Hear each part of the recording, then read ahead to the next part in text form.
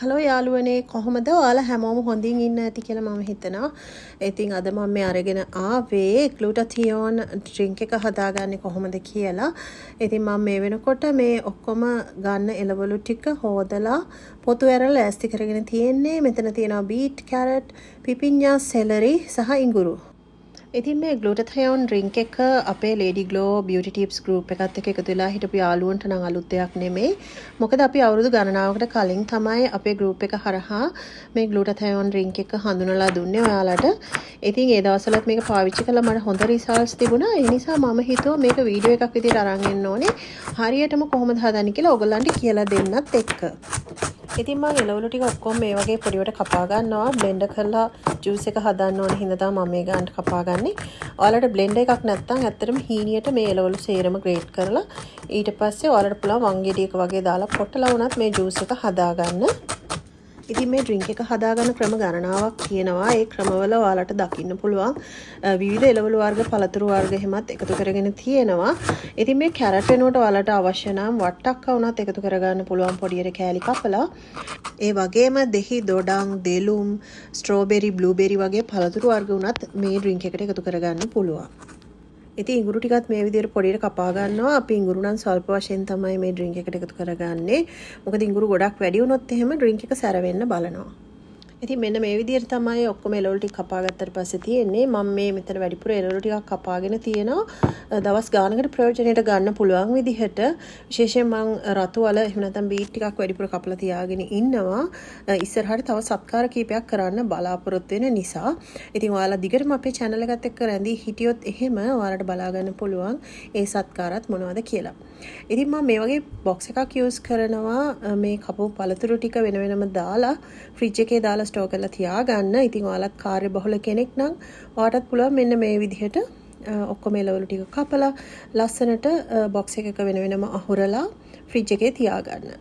ඉතින් දැන් අපි බලමු මේ ඩ්‍රින්ක් එක හදාගන්න මම කොච්චර වගේ ප්‍රමාණයක්ද එකපාරකට පාවිච්චි කරන්න කියලා. ඉතින් හැම එළවලු වර්ගයකින්ම මම මේ වගේ පොඩි හැන්දකින් දෙකක් වගේ වෙන්න බ්ලෙන්ඩර් කප් එකට එකතු කරගන්නවා. ඉතින් දැන් අපි බලමු මේ එක එක ගන්න එළවලු වර්ගවල පෝෂණ ගුණය කොහොමද කියලා. ඉතින් මුලින්ම බීට් ගැන කතා කරොත් එහෙම බීට්රූට් කියන්නේ වයිටමින් B9 වගේම වයිටමින් C ගොඩාක් අන්තර්ගත වෙන එළවලු වර්ගයක්. මේ ආහාරයට එකතු කර ගැනීමෙන් අපේ රුධිර සංසරණය ක්‍රමවත් වෙන අතරම අපේ හෘද සෞඛ්‍යය සඳහා ඉතාමත් වැදගත් ආහාරයක් තමයි බීට්රූට් කියලා කියන්නේ. ඒ වගේම කැරට් කියන්නේ වයිටමින් A සහ C බහුල වශයෙන් අන්තර්ගත වෙන ආහාර වර්ගයක්. ඉතින් කැරට් ආහාරයට ගැනීමෙන් අපේ ඇස් පෙනීම දියුණු වෙනවා, අපේ සම දීප්තිමත් වෙනවා. සෙලරි වල වයිටමින් K සහ ෆයිබර් අන්තර්ගත වෙන නිසා ආහාර ජීර්ණයට සහ අවශෝෂණයට වැදගත් වෙනවා. ඒ වගේම පිපිඤ්ඤා ශරීරයේ බර පාලනයට සහ තෙතමනය රඳවා ගැනීමට වැදගත් වෙනවා. ඉතින් ඕන දැන් මම බ්ලෙන්ඩර් කප් එකට වතුර දා ගන්නවා. මෙතන ප්‍රමාණයක් මැනලා නෙවෙයි මම දාන්නේ. කෝප දෙකක විතර ප්‍රමාණයක් වෙන්න වතුර එකතු කරගත්තා. ඉතින් දැන් අපි මේ ටික ඔක්කොම බ්ලෙන්ඩ් කරගන්න තමයි හදන්නේ. බ්ලෙන්ඩර් කප් එක වහගෙන දැන් අපි මේ ටික බ්ලෙන්ඩ් කරගමු.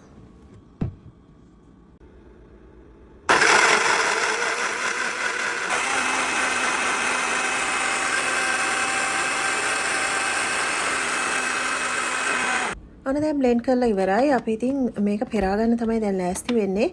ඉතින් මේක පෙරන්න අත්‍යවශ්‍ය නැහැ. ඔයාලට මෙහෙම බොන්න පුළුවන් කියලා හිතනවා නම් මෙහෙම උනත් බොන්න පුළුවන්.